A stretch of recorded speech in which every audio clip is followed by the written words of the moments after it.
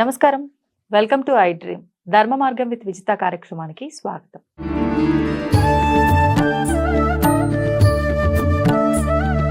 అంటే తెలిసి తెలియక చిన్నవాళ్ళమైనా పెద్దవాళ్ళమైనా ఎన్నో తప్పులు చేస్తూ ఉంటాం. మనం చేసే తప్పుల వల్ల భగవంతుడికి మన పైన కోపం వస్తుందా?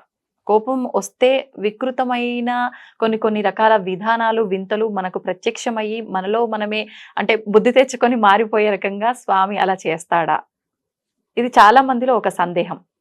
అయితే ఒక్కటి, ఎప్పుడు దేవతలు శిక్షించారు. దేవతలు ఎప్పుడు వాడి మీద పగబట్టి, ఓ వీడు నాకు తెలియకుండా పూజ చేశాడు కాబట్టి వీడిని నేను శిక్షిస్తున్నా, తెలిసి పూజ చేసా వీడిని అలా ఏమి చెయ్యరు. అయితే ఇది కత్తి కదా, కూరగాయలు కట్ చేసే కత్తి ఇంట్లో ఉంటుంది. వాడు ఎవరన్నా పిల్లవాడు పట్టుకున్నాడు అనుకో, మనం వెంబడి ఏం చేస్తాం? తీసుకుంటాం. ఏయ్ నీకు ఎన్నిసార్లు చెప్పాను, అది అక్కడ పెట్టు అంట. కొంచెం పెద్దవాళ్ళు పట్టుకున్నారు అనుకో, వాడు పట్టుకొని వాడు పని చేస్తాడు. వాడిని కోసుకుందనుకో, వాడిని ఏమనం, చూసుకునేది లేదా అని చెప్పి వాడిని ఎదుర కట్టుకడతాం. అదే పసిపిల్లవాడి కోసుకొని వండు తంతాం, కట్టుకట్టు. నీకు ఎన్నిసార్లు చెప్పాను దాన్ని తగలొద్దని. అర్థమైంది? ఆ ఒక్క దండన అనేది మన కోసమే తప్ప నిన్ను మందలించడం, లేకపోతే వాడు పాడైపోతాడు. ఆ మందలింపు చర్యలో ఏమన్నా అట్లా దేవతలు అరుస్తారు తప్ప వాడిని ఇంకా వీడిని కింద పడేసి కొడదాం, వాడి పాడైపోవాలి అనుకోరు దేవతలు. దేవతా శక్తి వాడిని బాగుపరచాలి. ఇది వద్దు నానా అని ముందు చిన్నగా చెప్తారు. నేను ఇదే చేస్తాను, మీకు ఈ కథ చెప్పాలి అంటే మనం ఎన్ని ఉదాహరణలు చెప్పాలి. ఇది చెయ్యొద్దు అంటే దాంట్లో ఏదో రహస్యం ఉండదు. భరద్వాజ మహర్షి అని ఒక ఋషి ఉండేవాడు. ఈ భరద్వాజ మహర్షికి ఒకే ఒక కుమారుడు. ఈయన ఎప్పుడు విమానాల డిజైన్స్ చేస్తుంటాడు. 34 రకాల విమానాలను డిజైన్ చేశారు భరద్వాజ మహర్షి. 34 రకాల విమానాలను డిజైన్ చేసి 34 రకాల ఇంధనాలను కనుక్కున్నాడు. ఇప్పుడు మనకు ఓన్లీ ఒక్క పెట్రోలే కదా విమానం వాడేది కాదు. భరద్వాజ మహర్షిలో ఒక్కొక్క విమానానికి ఒక్కొక్క రకంగా నడిచేటట్టు ఇంధనం కనుక్కున్నాడు. ఒకటి నీటితో, ఒకటి వాయువుతో, ఒకటి పాదరసముతో, రాగిని కరిగించడంతో, ఐరన్ ముక్కతో, ఇట్లా రకరకాల పెట్రోల్ లాగా రకరకాల ఇంధనాలు కనుక్కున్నాడు. నేను దాదాపు వీటి మీద చాలా వరకు పుస్తకాలు రాశాను. వీటి రహస్యాలని 8 గ్రంథాలు రచిస్తున్నాయి ఇప్పుడు భారత రహస్యాల మీద. అలాంటి ఆయన ఎప్పుడు బిజీ. కొడుకు వచ్చి నాకు విద్య నేర్పండి అంటే, నీకు విద్య నేర్పను పో అంటాడు. అంటే ఆయనకి విద్య నేర్పడు. ఇతను ఏం చేస్తాడంటే ఓన్గా వెళ్ళి తపస్సు చేస్తాడు. ఇంద్రునికి తపస్సు చేస్తాడు. చిన్న పిల్లవాడు కష్టపడుతున్నాడు అని చెప్పి ఇంద్రుడు వస్తాడు. ఏం బాబు ఏం కావాలి నీకు అంటే, నాకు జ్ఞానము, వేదములు, ఉపనిషత్తులు అన్ని బ్రహ్మ విద్య అంతా నాకు రావాలి అంటే, అలా గురుముఖతగా చూడండి, అలా గురుముఖతగా నేర్చుకోవాలి తప్ప నేను ఇయ్యకూడదు నాయన అంటాడు ఇంద్రుడే. నువ్వు మీ తండ్రి గారి దగ్గర ఇంకొక నీ గురువుని ఆశ్రయించి విద్య నేర్చుకో. అట్లెట్లండి, మీ దగ్గర దివ్యశక్తి ఉంది కదా, నాకు ఇచ్చేయండి, ఒక్కసారి ఇలా చేపెట్టి ఇచ్చేయండి అంటారు. అలా ఇయ్యకూడదు నాయన, నువ్వు ఏమైనాను నేను అలా ఇయ్యను అని చెప్పి ఇంద్రుడు మళ్ళీ మాయమైపోతాడు. నువ్వు మాయమవుతావా, ఎలా రావచ్చు వస్తా అని చెప్పి మళ్ళీ ఇంద్రుడికి వస్తుంటాడు. చేస్తుంటే ఒక నీటిలో ఉదయాన్నే స్నానానికి వెళ్తారు కదా ఆ కుమారుడు అబ్బాయి, నీటిలో నిలబడి ఒక అతను స్నానానికి వెళ్ళినప్పుడు అక్కడ ముసలివాడు ఆ నీటిలో ఉన్న ఇసుక తీసుకొని నీటికి గట్టు వేస్తుంటాడు. ఈ పిల్లవాడు వచ్చి ఏం తాత ఏం చేస్తున్నావు అంటే, నేను ఈ నీటికి అడ్డు వేస్తున్నా అంటే, నీటిలో ఉన్న ఇసుక నీటిలోనే వేస్తే ఎలా అడ్డుపడుతుంది అని. మరి నువ్వు బ్రహ్మజ్ఞానం ఎలా అవుతున్నావు, నీలోని శక్తియే నువ్వు అలా ఎంత అడ్డుకట్టు కట్టినా అది నిలబడదు. ఒకేసారి ఇలా నువ్వు దాంట్లో ఉన్నదే అలా అక్కడ వేస్తే నీకు విద్య నిలబడదు. నువ్వు శాస్త్రీయంగానే విద్య నేర్చుకోవాలయా, గురుమతగానే నేర్చుకోవాలి విద్య. ఏదో ఒక గురువు పేరు చెప్పినా కూడా ఆ విద్య నేర్చకూడదు. దాన్ని ప్రమాణపూర్వకంగా నీకు నేర్పించారా విద్య ఇది? ఇప్పుడు నీకు వారాహి నేర్పించాడా, రాజశ్యామల నేర్పించాడా? అలా విద్య నేర్చుకుంటేనే విద్య వస్తుందయ్యా అని చెప్తాడు. వినడు. నువ్వు నా అంతటా నాకే బ్రహ్మ విద్య కావాలి, నా అంతటా నాకే దివ్యశక్తి కావాలి, నువ్వు ఇస్తావా పోతావా? ఎంత చెప్పినా వీడు అన్నాడు. మళ్ళీ వీడి కోసమే చేస్తాడు, ఇంద్రుడి కోసమే.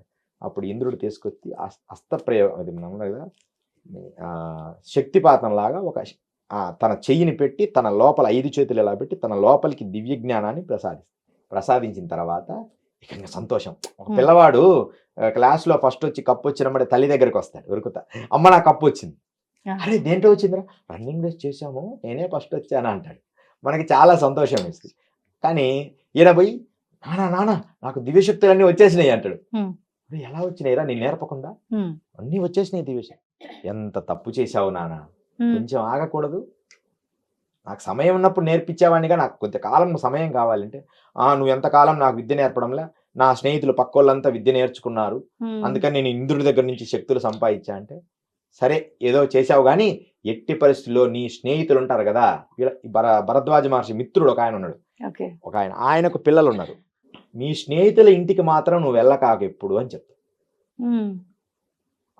ఇది ఒక్కటి గుర్తుపెట్టుకో అని భరద్వాజుడు చెప్తాడు.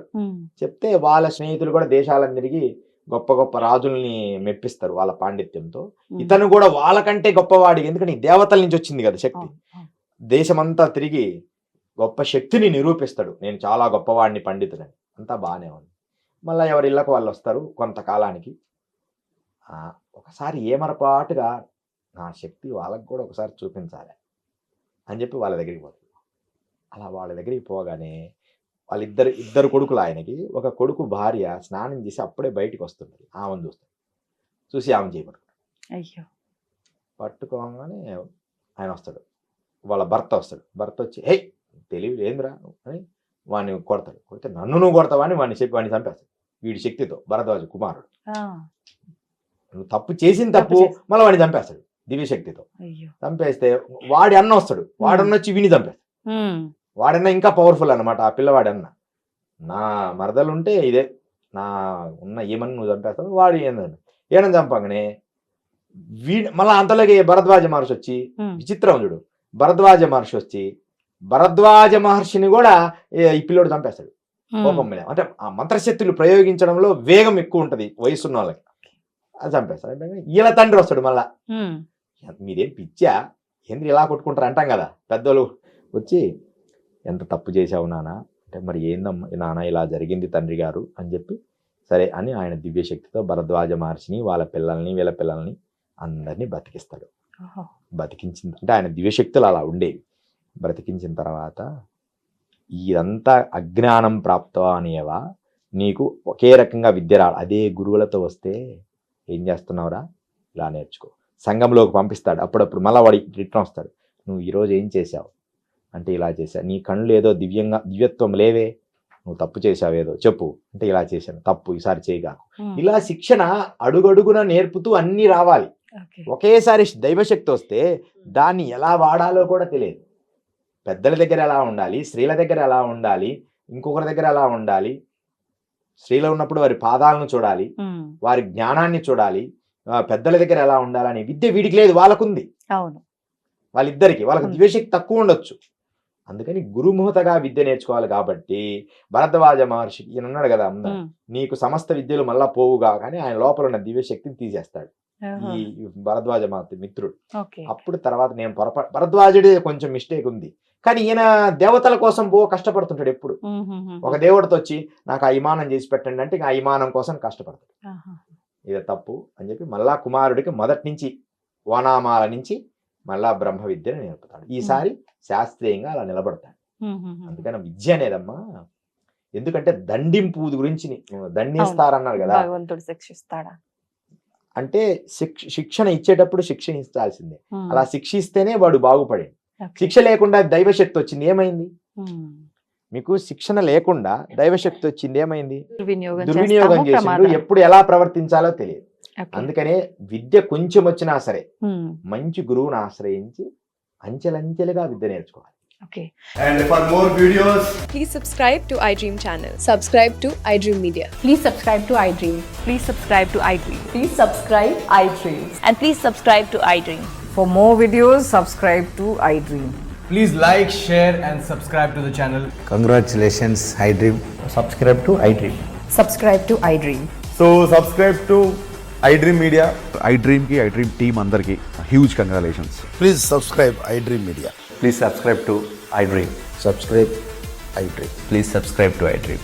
iDream అంటే నా కళల ఛానల్ను సబ్స్క్రైబ్ చేసుకున్న నోరు తిరుగుతలేదు, మీరైతే గంట గుర్తు కొట్టండి. For more such videos, please subscribe to iDream. Subscribe to iDream. Please subscribe to iDream. Please subscribe iDream Media. Please do subscribe to iDream. Please subscribe to iDream Media. For best entertainment and information, please subscribe iDream. And don't forget to subscribe to iDream.